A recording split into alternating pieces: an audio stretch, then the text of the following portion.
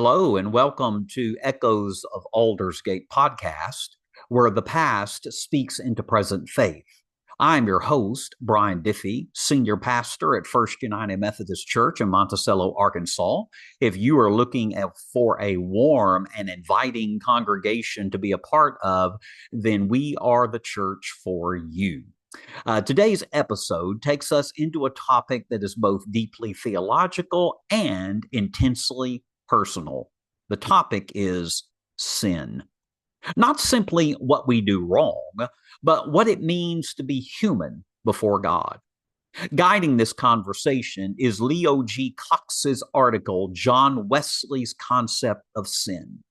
Cox helps us uncover how Wesley understood sin, not just as behavior, but as a condition.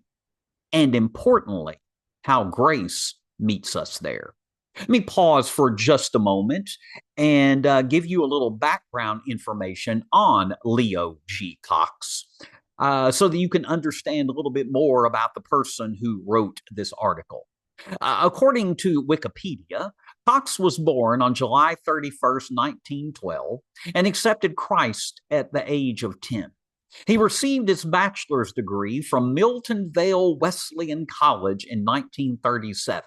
And later earned a Bachelor of Divinity, a Master of Religion, both from Indiana Wesleyan University, and a Master of Arts, and a PhD in Religious Studies from the University of Iowa.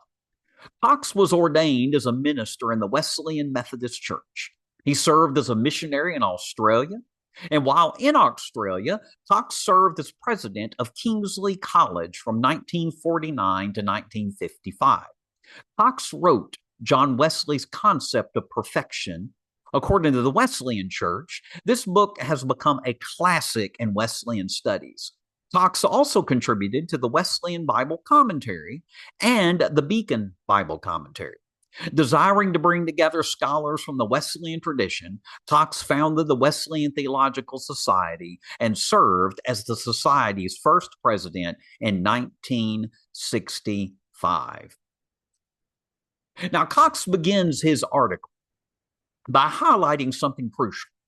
John Wesley had a very precise definition of sin. For Wesley, properly speaking, sin is a voluntary transgression of a known law of God. That definition does a few important things. First, it ties sin to knowledge. A person must know God's law. Second, it ties sin to choice. It must be voluntary. So in this narrow sense, sin is not accidental. It is not ignorance. It is a conscious turning away.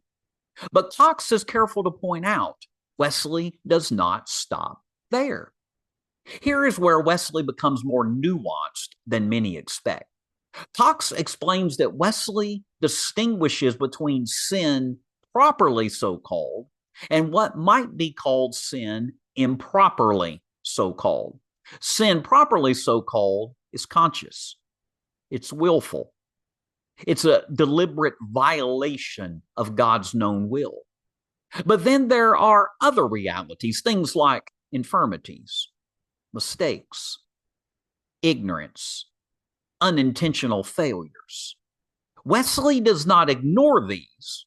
He simply categorizes them differently. Now, why does that matter?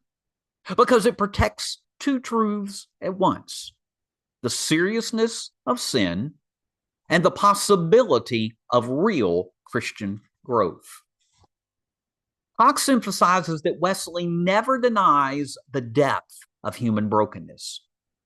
Even if not all wrongdoing is sin properly so called, humanity is still deeply affected by what Wesley calls original sin.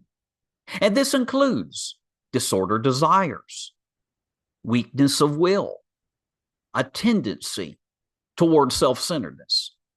So while not every failure is a willful rebellion, every person lives within a condition that needs grace.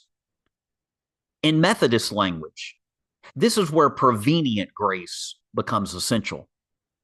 God's grace already at work, awakening, drawing, and enabling. Fox suggests that Wesley's careful distinctions are not academic exercises. They are pastoral.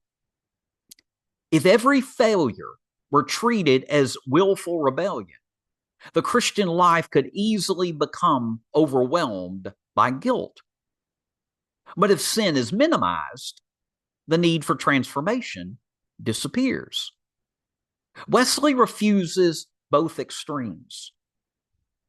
Instead, he offers a framework where true sin is taken seriously, human weaknesses is acknowledged, and grace remains central. This balance opens the door to something Wesley deeply believed in: holiness of heart and life.